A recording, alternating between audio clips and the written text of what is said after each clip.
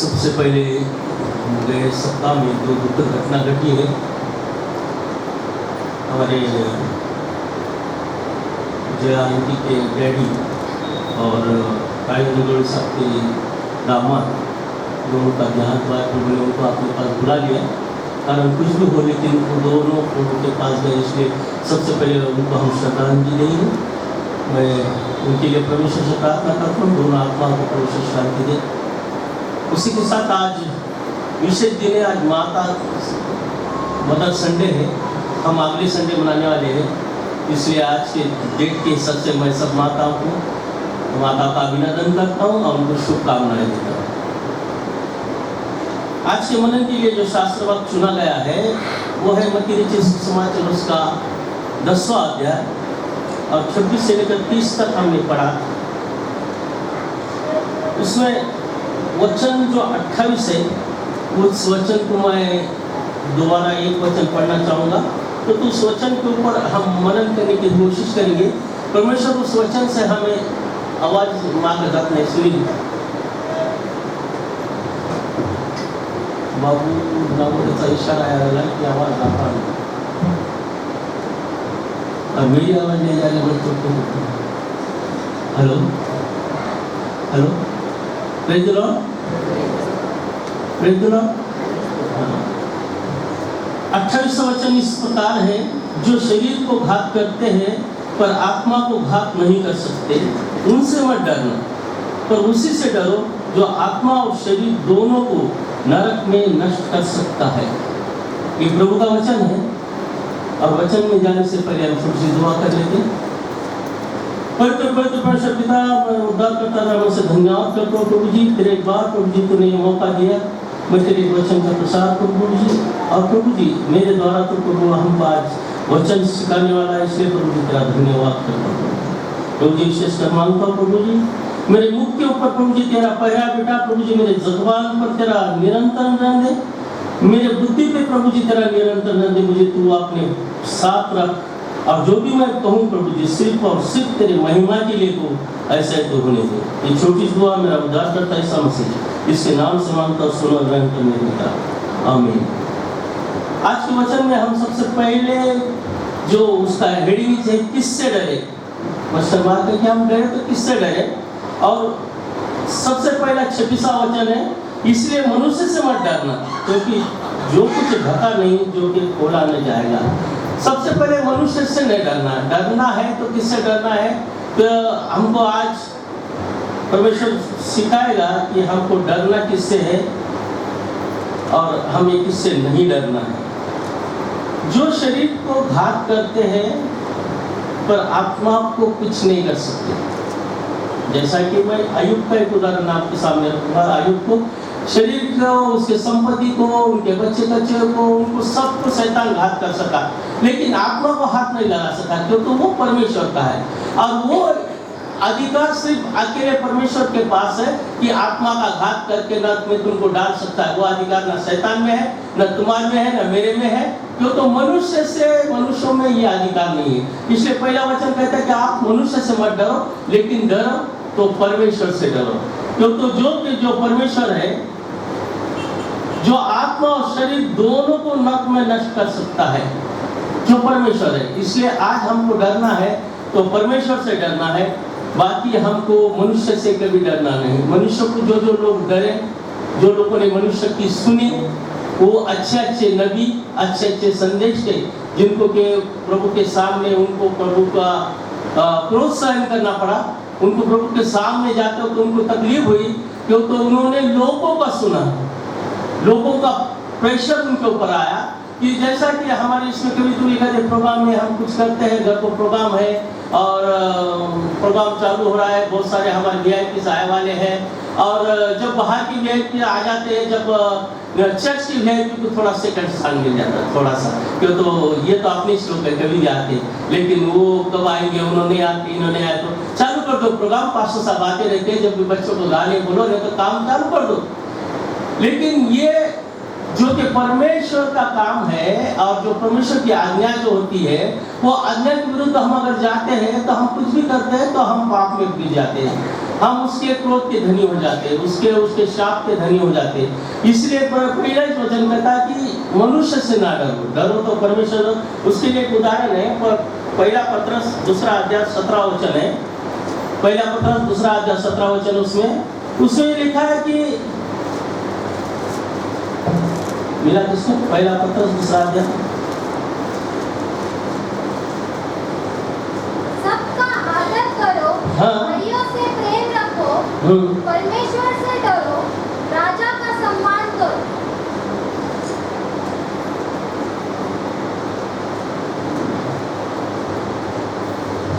पहला पत्रस 2:17 सबका आदर करो, आदर सबका करो, लेकिन डरो मगर परमेश्वर से।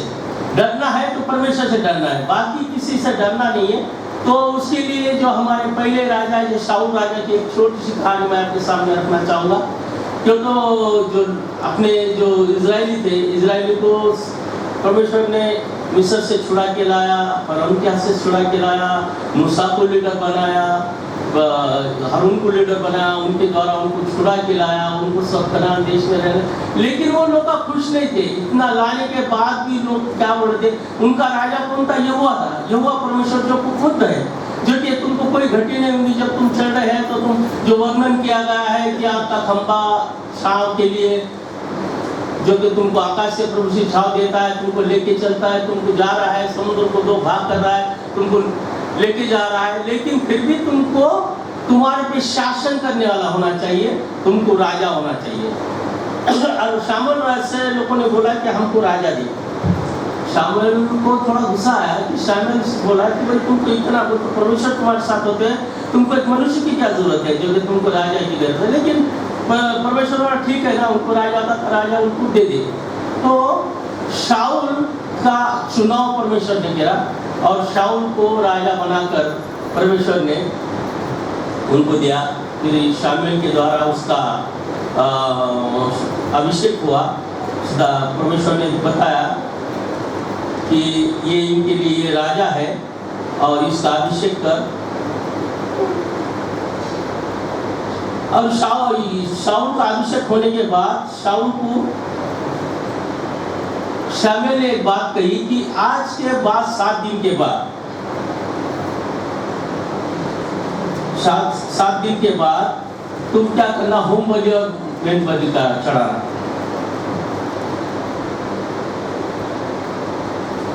शाऊल कहता है कि और तुम मुझसे पहले गिलगाल को जाना और मैं होम बलि और भेंट बलि चढ़ाने के लिए तेरे पास आऊंगा।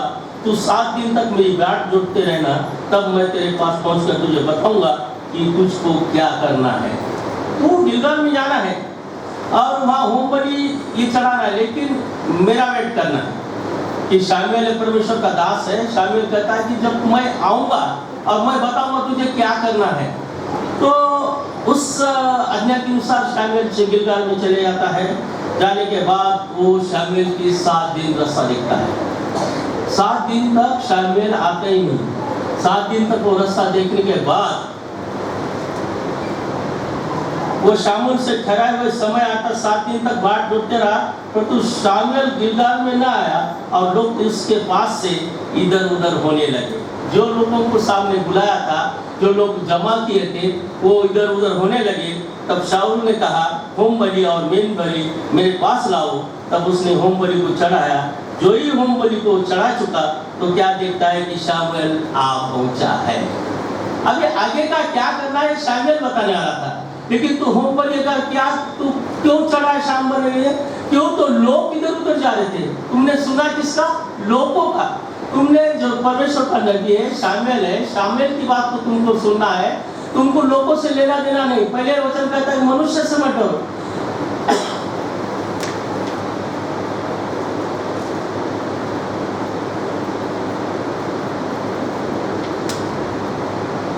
लेकिन हमको सबसे ज्यादा मनुष्य से डर लगता है, क्योंकि तो हम हर कार्यक्रम में हम अपने लोगों से, अपने मनुष्य के बारे में ही सोचते हैं। हर कार्यक्रम में हम कपड़े से लेकर हर चीज को हम, अभी मैं समझो घर से कितना अच्छा ड्रेस पहन के आया, तो जब तक मुझे मेरा जो पहचानने वाला कोई नहीं बोलता अच्छा कि दादा बहुत अच्छे दिख रहे, जब तक मेरे को समाधान नहीं होता। क्यों? तो लोगों ने बोला ना मेरे को तुम अच्छे दिख रहे हो। कोई बोला ये क्यों पहने, क्या होगा मेरा सब काम कहते होगा कि ये क्यों कहने, ये ढूंढने पड़ा।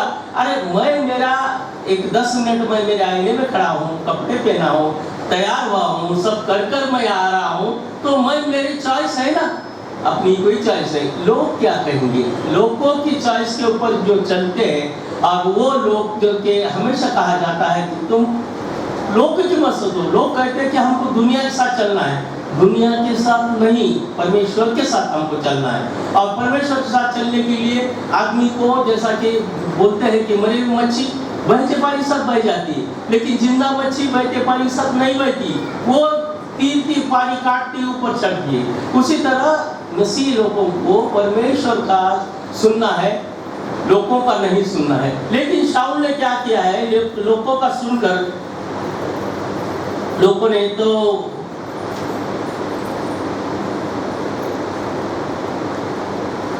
जब आगे वचन 10 के आगे कहता है, यूं ही जब होम बलि को चढ़ा चुका तो क्या देखता है कि शामुएल आ पहुंचा और शाऊल उसको मिलने को और नमस्कार करने को निकला। शामुएल ने पूछा, तुमने क्या किया? तो मैं आया नहीं हूँ अभी तक, आने के पहले इतना गड़बड़ क्या थी। शाऊल ने कहा, जब मैंने देखा कि लोग मेरे पास से इधर उधर हो चले हैं और तू ठहराए हुए दिनों के भीतर नहीं आया और फिलिस्ती मिक्शा में इकट्ठा हुए, तब मैंने सोचा कि फिलिस्ती गिलगाल में तुझ पर भी आ पड़ेंगे, और मैं यहोवा से विनती भी नहीं करी कि अंत मैंने अपनी इच्छा नहीं रहते हुए भी होम बलि चढ़ाए। क्यों? तो लोग इधर उधर हो रहे थे, उनके तो होम बलि चढ़ाए। और तूने तो शामुएल आगे कहता है, शामुएल ने शाऊल से कहा, तूने मूर्खता का काम किया है, तूने अपने परमेश्वर यहोवा की आज्ञा को नहीं माना, नहीं तो यहोवा तेरा राज्य इस्राएल के ऊपर सदा स्थिर रखता, परंतु अब तेरा राज्य बना न रहेगा। छोटी सी बात कैसी है कि कोई पाप नहीं है, कोई परमेश्वर की तो बहुत बड़ा पाप नहीं है, मगर लेकिन परमेश्वर की आज्ञा भंग ये सबसे बड़ा पाप है। क्यों? तो और तुमको मैं वचन सिखाऊंगा कि उसे बताऊंगा, सॉरी, उसे मत्ती 12:31 में एक वचन लिखा है, इसलिए मैं तुमसे कहता हूं कि मनुष्य का सब प्रकार का पाप और निंदा क्षमा की जाएगी, परंतु पवित्र आत्मा की निंदा क्षमा नहीं की जाएगी। तुम एक आधा पाप भी करते हो, तुम छोटा सा पाप करते हो, कुछ भी करते हो, परमेश्वर से मांगते हो, पश्चाताप करते हो, तुम अगर परमेश्वर के पास जाते हो तो क्षमा हो जाएगा। लेकिन परमेश्वर की निंदा, परमेश्वर के वचन को नहीं मानना, परमेश्वर के वचन के विरुद्ध चलना, ये परमेश्वर के वचन की परमेश्वर की निंदा हुई। और परमेश्वर इस बात को मानने को तैयार है, ये बात को कोई क्षमा नहीं करता कि परमेश्वर सब कुछ सहन कर सकता है, लेकिन पवित्र आत्मा की निंदा परमेश्वर सहन नहीं करता। इसलिए जो परमेश्वर कहता है उसके अनुसार हमें चलना है। हम परमेश्वर के क्यों, तो खुला लिखा है कि तुम छोटे से कुछ पाप भी करते हो तो तुम्हारे क्षमा की जाएगी, लेकिन परमेश्वर की निंदा सही नहीं जाएगी। और शाऊल ने वही किया, और शाऊल को शामुएल ने अभी राजा बनाया है। अभी राजा बनाने के बाद तो उसका सब्स्टिट्यूट रेडी करके रखा है। अभी बोल रहा है कि तू तेरा राज्य स्थिर नहीं रहेगा, क्यों? तो जब तक दाऊद को परमेश्वर तैयार कर रहा है। क्यों? तो क्या तुम्हारी छोटी सी गलती, जैसे तुम जो रास्ते पे चल रहे हो, रास्ते पे चलते चलते तुम थोड़ा सा अगर भटक जाते हो तो परमेश्वर तुम्हें क्षमा नहीं करता। हम जब चर्च को आते हैं तो बहुत सारे लोगों का संडे कुछ काम निकलता है।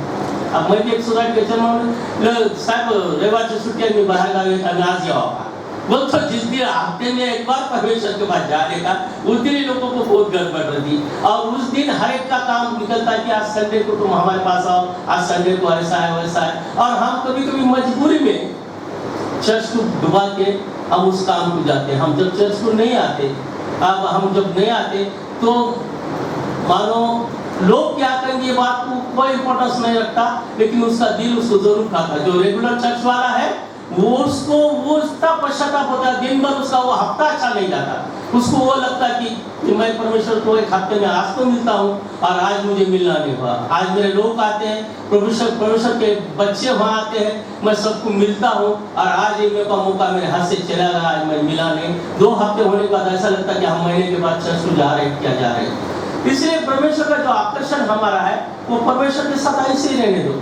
क्यों? तो परमेश्वर के साथ तुम्हारा जितना आकर्षण, जितना लगाव अच्छा रहेगा उतना तुम आज्ञा का भंग कम करोगे। जब तुम परमेश्वर के साथ हो, हर हफ्ते में तुम आते हो, हर हफ्ते में तुम्हारा ब्रेन वॉश होता है, हर हफ्ते में परमेश्वर का सेवक हमको अच्छी अच्छी बातें सिखाता है, और जो बाइबल सिखाता है, जो हम पढ़ने से हमारे ध्यान में नहीं आता लेकिन सुनने से हमारे ध्यान में आता है। जैसे गाने पाठ क्यों होते हैं? क्यों तो रस्ते से चलते फिरते तुमको गाने सुने आते हैं। भजन क्यों पाठते हैं? बच्चे आप पढ़ रहे के गाते हो, ऐसा तुम पढ़ एक बार पढ़े तो कुछ पाठ नहीं होता। इसलिए परमेश्वर के भवन में आकर हम कोई रास्ते से हमको रुकावट करता है, कोई हमको रोकता है, कोई चर्च को आने से हमको बाधा डालता है, तो कृपया उससे ना डरे, उसको तुम उस दिन तक छोड़ो। मैं नहीं कहता किससे झगड़े करो, कुछ करो, लेकिन वचन सीधा कहता है कि जो शरीर का घात कर सकता है, हमको मार सकता है, तोड़ सकता है, उससे डरने की कोई जरूरत नहीं।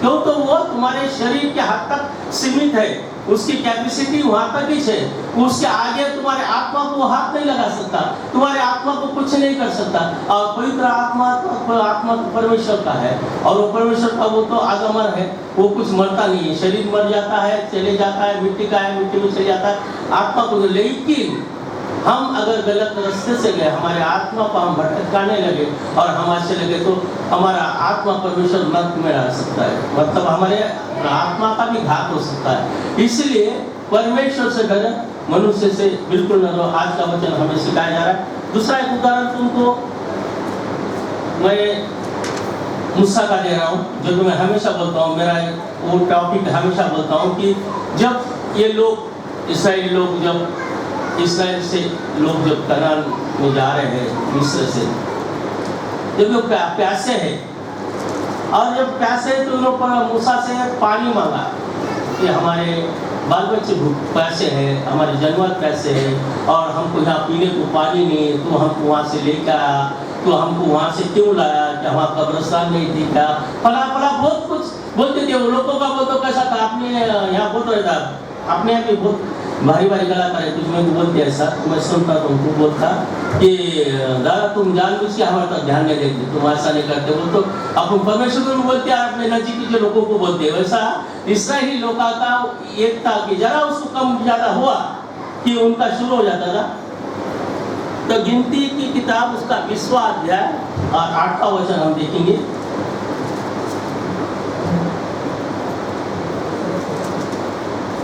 गिनती 20 और 8। उस लाठी को ले और तू अपने भाई हारून समेत मंडली को इकट्ठा करके उनके देखते उस चट्टान से बातें कर। सब हुआ। हाँ ठीक है। तो परमेश्वर ने क्या कहा कि एक बार पहले पानी का काम दिया था, सतत लाठी से मार के पानी इनको दे दिए थे। अब ये बार परमेश्वर ने क्या कहा कि तू तेरे भाई को साथ में ले, विशेषकर मंडली को साथ में रख और उस चट्टान से बातें कर। मतलब परमेश्वर को क्या करना है, अपना जो चमत्कार है, परमेश्वर का जो अपना वैभव है, परमेश्वर तुमको खाली तुम बात करने से पानी देने का परमेश्वर का वहाँ इच्छा है। परमेश्वर इसलिए मूसा से कहता है कि उस लाठी को ले और तो अपने भाई हारून समेत मंडली को इकट्ठा करके उनके देखते उस चट्टान से बातें कर, तब वो अपना जल देगी। चट्टान से बातें कर, लाठी हाथ में है लेकिन लाठी मार, ऐसा प्रभु ने नहीं कहा उसको। पहले लाठी मार के पानी निकाल डाला इसके पहले। तो ये बारी को लाठी से खाली पानी मार, तेरे भाई को हारून जो साथ में है और जो मंडली है तुम्हारी, सब सब लोग देखेंगे कि परमेश्वर का क्या चमत्कार है। मूसा खड़ा है, जो पहाड़ है, और पहाड़ के सामने मूसा ने खाली कहा पहाड़ को पानी दे, और पानी बहने लगा। ऐसा परमेश्वर की इच्छा है। लेकिन उसके आगे के वचन कैसा है, 10वां वचन कहता है, मूसा और हारून ने मंडली को उस चट्टान के सामने इकट्ठा किया। परमेश्वर के आज्ञा अनुसार मंडली को इकट्ठा। तब मूसा ने उससे कहा, हे दंगा करने वालों सुनो, क्या हमको इस चट्टान में से तुम्हारे लिए जल निकाला हुआ? तब मूसा ने हाथ उठाकर लाठी चट्टान पर 2 बार मारी और उसमें से बहुत सारे पानी फूट निकला। मतलब अभी क्या है, मूसा बड़ा गुस्से में है, लोगों की किपिल चालू है, उसके कान पे लोग तंग कर रहे, तो लोग बोले दंगा करने आ जाओ इधर, पानी होना ना, पानी होना आ जाओ बोले, पानी होना लिए लाठी दान दान दान मूसा ने 2 लाठी मार दिया, पानी निकल रहा। पानी तो निकलना है, परमेश्वर को तो पानी देना है। तो पानी निकल रहा, पानी पिए, सब तृप्त हो गए, सब हो गए, पानी पीने वाले तो खुश हो गए। लेकिन ये जो हारून और मूसा, ये परमेश्वर के क्रोध में अटक गए। 12 वचन देखो, हम कहते हैं, परंतु मूसा और हारून से यहोवा ने कहा, तुमने जो मुझ पर विश्वास नहीं किया और मुझे इस्राएल की दृष्टि में पवित्र नहीं ठहरा, इसलिए तुम इस मंडली को इस देश में पहुंचा न पाओगे जिससे मैंने उन्हें दिखाया है। आप देखो, एक आज्ञा भंग की बात कितनी बड़ी हो गई। तुम दोनों भाइयों को मैंने कहा था कि तुम खाली बातें करो, बातें करने के बाद पानी निकलेगा, तुम मंडली को, लेकिन ये लोग क्या करें? लोगों से डरे। मूसा और हारून लोगों से डरे। इकट्ठा तो मंडली को किया, वहां सामने तो किया, लेकिन उस टाइम मूसा ने खाली बातें लोगों से की, पहाड़ से नहीं की। पहाड़ से तो गुस्से से तो लाठी मार दी और पानी निकला। पानी निकलने के बाद उसकी सजा इतनी बड़ी है कि सजा है मौत ही है, दोनों को भी, ना हारून को और मूसा को भी। क्यों? तो उन्होंने लोगों का सुना, उन्होंने परमेश्वर का नहीं सुना। परमेश्वर ने कहा कि तुम्हारे आज्ञा का भंग करा, परमेश्वर को उसकी महिमा दिखाना है, चुपचाप खड़े रहो, ऐसा है परमेश्वर का। तुम खड़े रहना है और मेरे काम देखो, मैं क्या करता हूँ वो देखना है। तो ये काम अगर हम गलती करते और गड़बड़ में करते, जैसा ये शाऊल ने जैसे गड़बड़ करे किया और लोगों का सुनकर यज्ञ कर डाला, और शामुएल ने उसको कहा कि आप तो ज़्यादा दिन 2 साल राज्य करा, और शाऊल का राज्य ज़्यादा दिन नहीं टिका और दाऊद के हाथ में चलेगा। उसी तरह ये हारून को हुआ। और देखो 25वां वचन कहता है, 20 में उससे 25वां वचन, इसलिए तो हारून और उसके पुत्र एलीजार को होर पहाड़ पर लेके चल, और हारून के वस्त्र उतार के उसके पुत्र एलीजार को पहना, तब हारून वही मरकर अपने लोगों में मिल जाएगा। क्या बहुत बड़ा कोई पाप किया था क्या हारून ने? हारून साथ में खड़ा है, लेकिन हारून और मूसा दोनों लीडर है और दोनों ने परमेश्वर की आज्ञा का भंग किया है। मूसा ने, हारून ने तो हाथ में लाठी भी नहीं ली, लेकिन परमेश्वर ने कहा कि अब हारून क्या मर जाएगा। क्यों? तो परमेश्वर के पास सब कुछ मैं बताना हर एक का रेडी रहा। उसके बच्चे को एलीजा को पकड़े बिना जाए और हारून को फाइनल।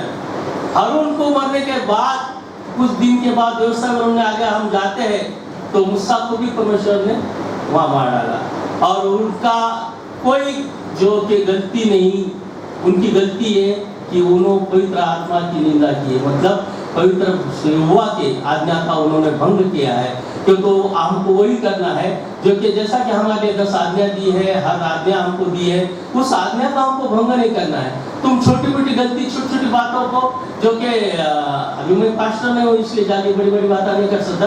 एक इतना तंबाकू को खाया कि मर जाएगा, ये कहा तो मर जाएगा, शुक्र कहा तो मर जाएगा, तो उतना यौन कुसुमवाद का एक प्रवचन बातें होता हुआ उनको कुछ ऐसे भी पाप है जिससे कि आदमी नहीं मरता, कि वो परमेश्वर के सामने ऐसे। तो यहाँ सीधा लिखा है मत्ती के इसमें कि तुम एखादा पाप भी करते हो तो तुम जिंदा रह सकते हो, तुमको क्षमा की जा सकती है। लेकिन पवित्र आत्मा की निंदा, जिसने हमको क्रिएट किया, जिसने हमको बनाया, जिसने हमको सब कुछ दिया, जो कि हमको हर चीज उन्हें दे सकता, उसके पास क्या नहीं है?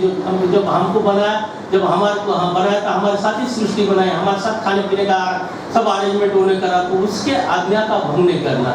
जो कि तुमको कितना ही आदमी का अपोज हुआ, एक मनुष्य से तो बिल्कुल नहीं डरना है, और मनुष्य के डरने से तुम परमेश्वर के सामने उसकी तुलना मनुष्य से करते हो, इसलिए तुमको ये शिक्षा मिलती है। कुछ दिन बाद मूसा जब जाता है तो मूसा जाने का, तो मूसा को भी परमेश्वर ने कनान देश में नहीं आने दिया। मूसा को दूर से पहाड़ से दिखा कि ये देश है, यहाँ तेरे लोग जाने वाले हैं, और दूर से मूसा ने वो पूरा देश देखा है, वहाँ से परमेश्वर ने उसको दिखाया।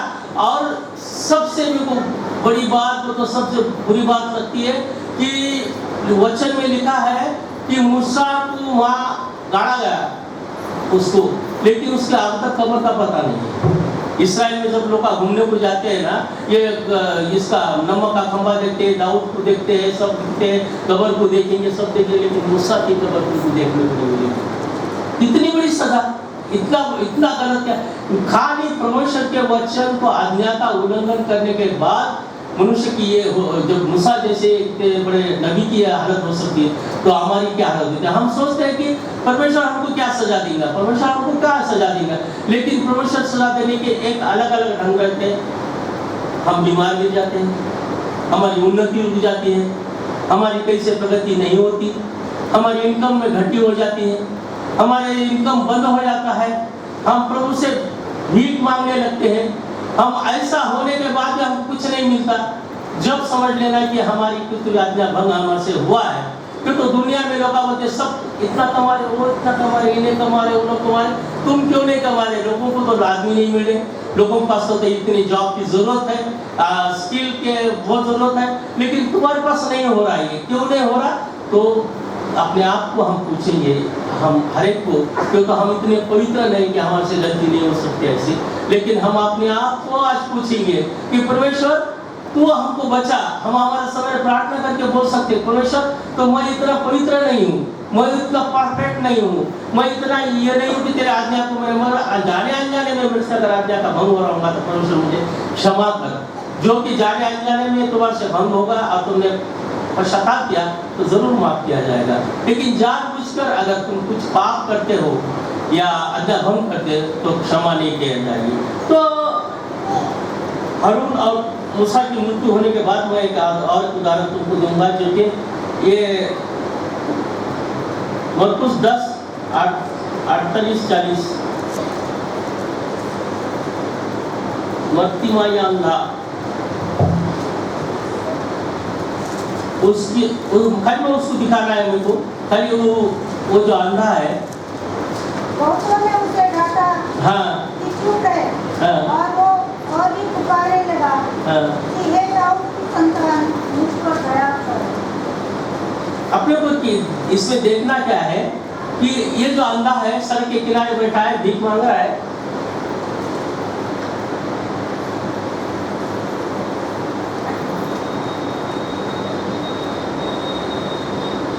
लेकिन इसकी डेयरिंग देखना है, ये इसको हासिल करना है परमेश्वर का आशीष।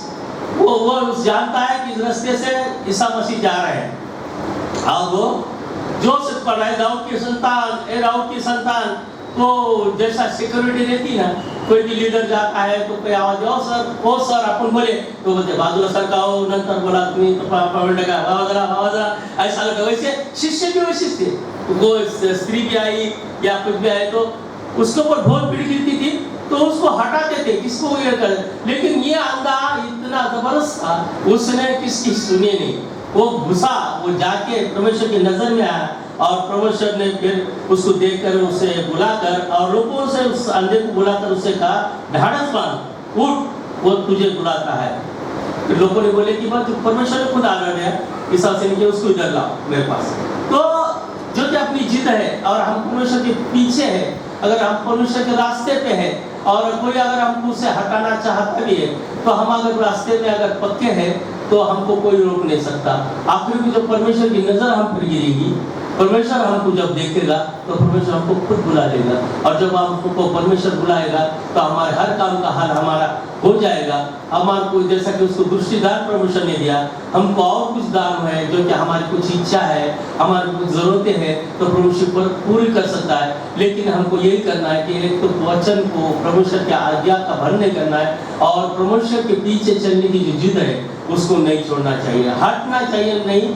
क्यों तो कुछ दिन तक हम चर्च को आए, कुछ ऐसा भी बहुत सारे लोग, मैंने कुछ उदाहरण सुने थे ऐसे कि बहुत बड़े बड़े संदेश देने वाले, खड़े रहने वाले वापस अपने घर लौटे हैं, और वैसे लोगों का बहुत सत्यानाश होता है। एक तो परमेश्वर के साथ नहीं आए हो तो ठीक, नहीं आए तो ठीक है, तुम पहले से हमारे साथ नहीं थे तो इसलिए परमेश्वर बोला तू मेरे साथ पहले से ही नहीं था तो तेरा कुछ नहीं, लेकिन तू मेरे पास आया, तू मेरा वारिस हुआ, तू मेरे परमेश्वर के जैसे आशीष के वारिस अपन हुए, उनके सब धन संपत्ति के अपन हकदार हुए, वो बंटवारे में शामिल हुए, और बाद में अगर उसको हम छोड़ रहे हैं, हम निगलेक्ट कर रहे हैं, चर्च को आना कम कर रहे हैं, हम हमारे धंधे में इतना दीजिए कि जब परमेश्वर के पास तुम आना चालू करने से तुम्हारी उन्नति हो गई और परमेश्वर तुमको भर भर के दे रहा है, तो होगा उल्टा, परमेश्वर तुमको भर भर के दे रहा तो तुमको अब टाइम नहीं मिल रहा परमेश्वर से मिलने का।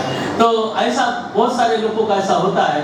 तो हम एक सामान्य आदमी है, हम मनुष्य है, हम उतने परफेक्ट नहीं, लेकिन आज हम तुमसे प्रार्थना करेंगे परमेश्वर हमको ऐसी शक्ति, ऐसा सामर्थ्य दे कि हम ना तेरे आज्ञा का भंग करें, ना परमेश्वर हम तुझे छोड़े।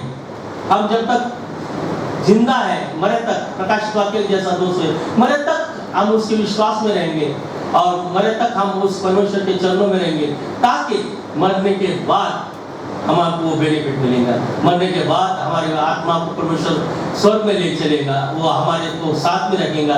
क्योंकि मैं तुम्हारे लिए जगह बनाने जा रहा हूँ और जब जगह तैयार करूंगा तो तुमको सबको लेके जाऊंगा। ये वचन हमारे साथ है, ये वाचा परमेश्वर ने हमारे साथ बांधी है, ये एग्रीमेंट परमेश्वर ने हमारे साथ किया है मसीह लोगों के लिए। इसलिए हम परमेश्वर के रास्ते को हमेशा चलते रहेंगे और परमेश्वर की आज्ञा को नहीं तोड़ेंगे। यही आज के संदेश से हम सीखेंगे। परमेश्वर आज हम इतना ही सिखाना चाहता है, इतना आज हम परमेश्वर से प्रार्थना करेंगे और परमेश्वर से कहेंगे, परमेश्वर बाप हमको तेरे रास्ते को चला। आओ हम दुआ करें। धन्यवाद देते पिता परमेश्वर सुंदर से वचन के लिए। परमेश्वर तूने हमको दिया प्रभु जी, मेरे द्वारा प्रभु जी तो हम सबके साथ बातचीत किया प्रभु जी। और प्रभु जी हमको सिखा कि हम तेरे वचनों की निंदा न करें प्रभु जी, हम तेरे वचनों को ना तोड़े प्रभु। तेरे रास्ते से हम दूर न हटे, बल्कि तेरे क्रॉस को देखकर प्रभु जी तेरे रास्ते पे हम चलते रहे। लेकिन प्रभु जी करने के लिए प्रभु जी तुम हमको शक्ति सामर्थ्य प्रभु जी। हम सब प्रभु जी हम कमजोर है, हम शक्तिशाली नहीं है प्रभु जी, लेकिन तू जब अपने कंधों की तरह लेकर हमको संभाल के ले जाएगा प्रभु जी, तो हम तेरे वचनों के साथ रहेंगे, तेरे साथ रहेंगे, तेरे चरणों के पास रहेंगे। ऐसा तो होने दे प्रभु जी। एक छोटी सी दुआ में उद्धार करता ईसा मसीह, जिसके नाम से मांगता हूं, सुना आमीन।